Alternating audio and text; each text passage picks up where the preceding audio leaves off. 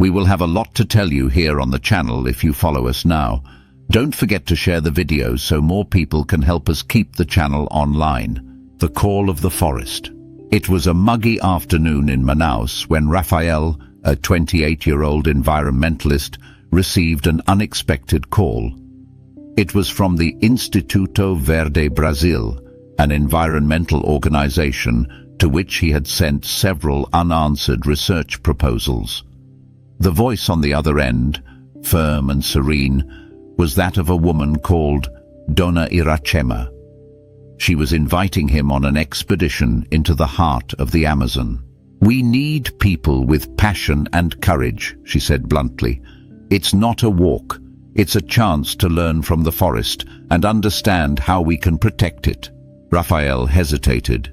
He had always dreamed of seeing the Amazon, but he knew the trip would be full of challenges. Without much thought, he accepted.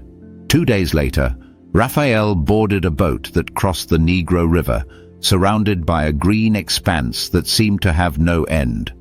The landscape was surreal. The river, as wide as the sea, reflected the sky like a mirror, while pink dolphins appeared and disappeared on the surface. On the boat, he met Dona Iracema, a middle-aged woman with piercing eyes and an air of authority that commanded respect. Born and raised in a village deep in the forest, Iracema had spent her life fighting against deforestation and defending the rights of indigenous peoples. "The forest isn't just trees and animals, Rafael. It's alive, and if you listen carefully, it talks to you," she said, as she pointed to the horizon covered in green. Throughout the trip, Iracema explained that the expedition would be more than scientific observation. Rafael would learn about the indigenous community's spiritual relationship with the forest and confront the threats that put the Amazon at risk. At dusk, the boat docked in a small community on the banks of the river. Rafael was greeted by smiling children while the adults carried baskets full of fruit. The aroma of grilled fish and fresh acai permeated the air. That night, by the light of a campfire, Rafael heard the sounds of the forest, the chirping of crickets, the croaking of frogs, the wind between the trees.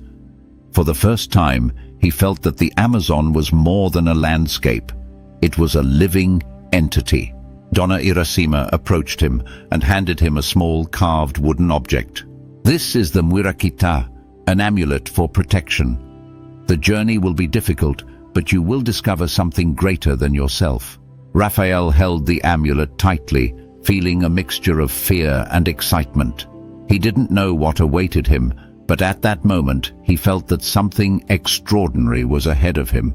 The forest had called, and he was ready to listen. Legends of the Rio Negro. The night was cool, and the forest seemed more alive than ever. After a long day sailing down the Rio Negro, the group set up camp in a small clearing near the river. A fire was lit, illuminating the attentive faces of Rafael, Dona Iracema, and the other members of the expedition. Rafael was amazed by the vastness of the starry sky. The lights of the cities seemed like a distant echo, replaced by the dance of the stars. He knew that this night was special. Something in the air carried a mystical weight. Dona Iracema, sitting on a log, watched the group with an enigmatic gaze. After a contemplative silence, she began to speak. "Have you ever heard of the pink dolphin?" Rafael shook his head, curious. He knew of the animal from documentaries, but he didn't know that it had a special place in the local imagination. "They say the dolphin isn't just an animal. It's a spirit of the forest, an enchanted one. On party nights, he transforms into a handsome man with a hat to hide the hole in his head. He enchants the girls and dances with them until dawn. Then he disappears, returning to the river." Dona Iracema's words seemed magical. Rafael found himself imagining the dolphin in his human form, dancing by the river under the moonlight. "But he's just a legend, right?" Rafael asked, half incredulous, half intrigued. "Who knows," replied Iracema with an enigmatic smile. "The forest is full of mysteries that science hasn't reached yet." Before Rafael could ask any more questions, one of the expedition's guides, a man called Antonio, added, "I've seen the dolphin, not as a man, but as a protector. Once, my boat capsized in the middle of the night, and I thought I was going to drown. When I woke up, I was on a distant shore, as if someone had taken me there. The old people in my community said it was the dolphin." The group remained silent, absorbing the story. Iracema continued, "But the dolphin isn't the only legend of this river. There's also the Cobra Grande, who sleeps at the bottom of the water. They say that if she wakes up, the waters of the Rio Negro and Solimões will revolt, and the whole forest will be flooded." At that moment, Raphael felt a chill.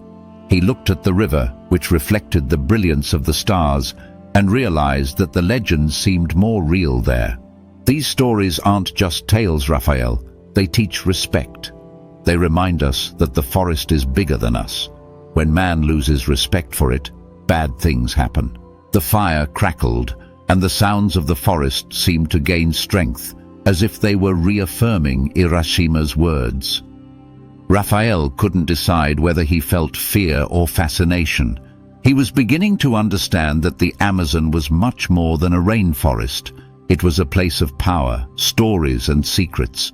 As the evening progressed, Iracema distributed teas made from forest herbs. The bitter taste seemed to carry something ancient and profound, as if each sip was a direct connection to the spirit of the river and the forest. Before going to bed, Raphael looked once more at the Rio Negro, now shrouded in darkness. Dona Iracema's words echoed in his mind.